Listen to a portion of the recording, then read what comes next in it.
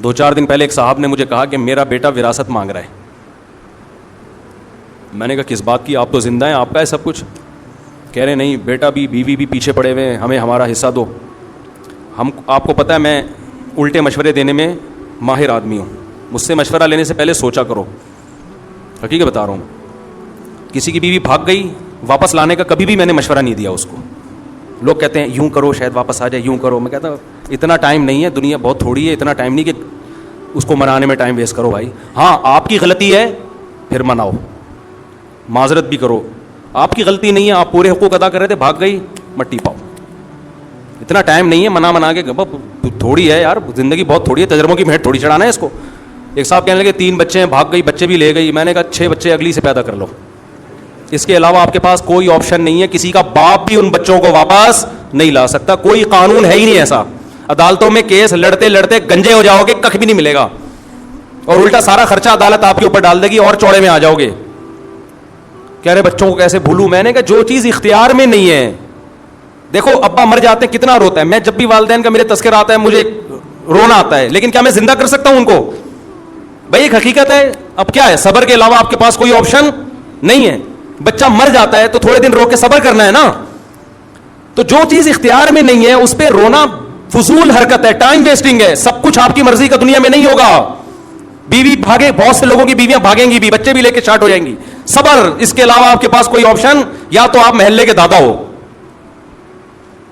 محلے کے دادا ہو تو ایک الگ بات ہے, یا دادا بن جاؤ, اگلے الیکشن میں آپ کھڑے ہو جاؤ, وزیر اعظم بنو, بولے لیا بچے پھر آئیں گے, ٹھیک ہے نا, پولیس میں چلے جاؤ آپ.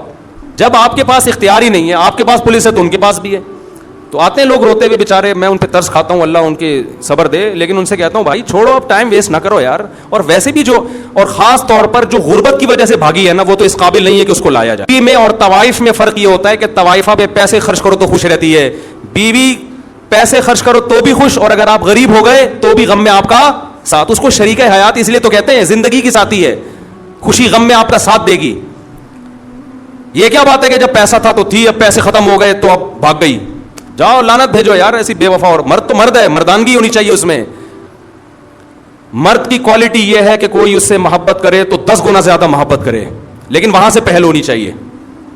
پہل کہاں سے ہو, بولو نا, ادھر سے ہو. ادھر سے پہل نہیں ہے, جاؤ, ہم آدمی ہیں, ہم تمہارے محتاج تھوڑی ہیں.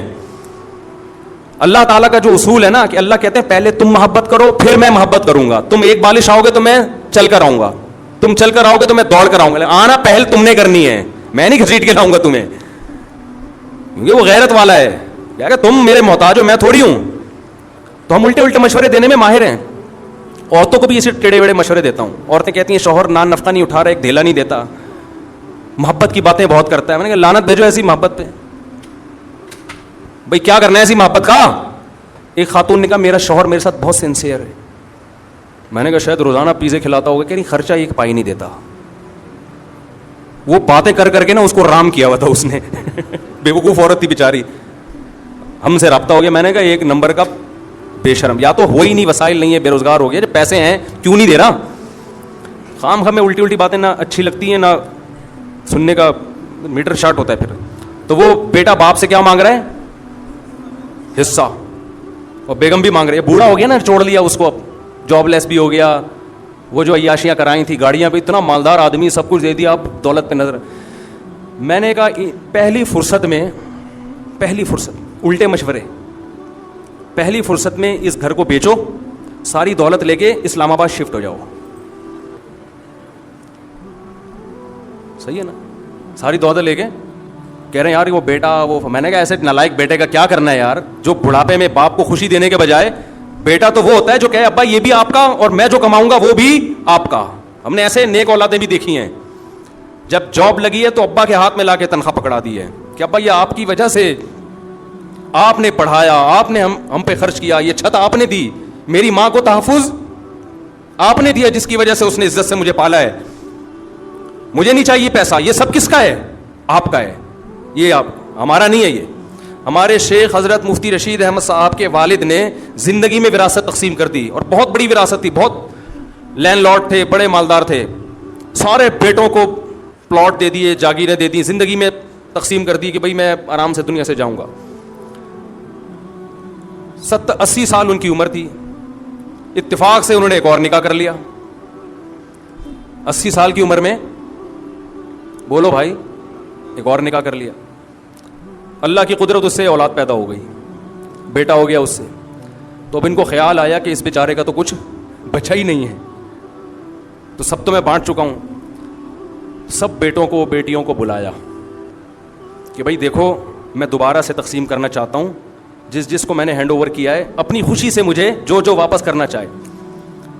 حضرت فرماتے ہیں ہم نے کہا اپنے والد سے کہ یہ جو آپ کہہ رہے ہیں کہ اپنا مال, جو اپنے پلاٹ واپس کر دو, یہ ہمارے اپنے نہیں ہیں. فرمایا ہمیں اس کو اپنا کہتے ہوئے شرم آ رہی ہے, ہمارا تو ایک قطرہ نہیں ہے, ایک پیسہ ہم اس زمین پہ خرچ نہیں, یہ تو سب آپ کا ہے. دیکھو شرعی لحاظ سے تو بیٹے مالک بن گئے تھے, لیکن اخلاقیات بھی کوئی چیز ہوتی ہے نا. مالک بنایا تو آپ نے, ہمارا کہاں سے ہو گیا؟ حضرت فرماتے ہیں یہ تو ہمیں والد صاحب کے منہ سے یہ جملہ بہت برا لگ رہا تھا کہ یہ ہمارا کیوں کہہ رہے ہیں, یہ بولیں لاؤ میرے پلاٹ واپس کرو. جو غیرت مند اولادیں ہوتی ہیں ان کا ایٹیٹیوڈ یہ ہوتا ہے کہ باپ نے جو چیز دے دی اس کو بھی باپ کا مال سمجھ رہے ہیں, اپنا نہیں سمجھ رہے. جو بے شرم اولادیں ہوتی ہیں وہ باپ سے ان حصہ مانگ رہی ہوتی ہیں. ایک دھیلا تمہارا خرچ نہیں ہوا اس کو خریدنے میں, سارا تمہارے باپ نے دیا, تم کیسے مانگ رہے ہو؟ نبی نے کیا فرمایا؟ انت و مالک لی ابیکا, فرمایا تو اور تیرا مال تیرے باپ کا ہے. زندگی میں اولاد جو کما رہی ہے وہ باپ کو لا کے دے. باپ پھر وہ کہے کہ نہیں بھائی یہ تم کما رہے ہو تو تم خود رکھو اپنے پاس.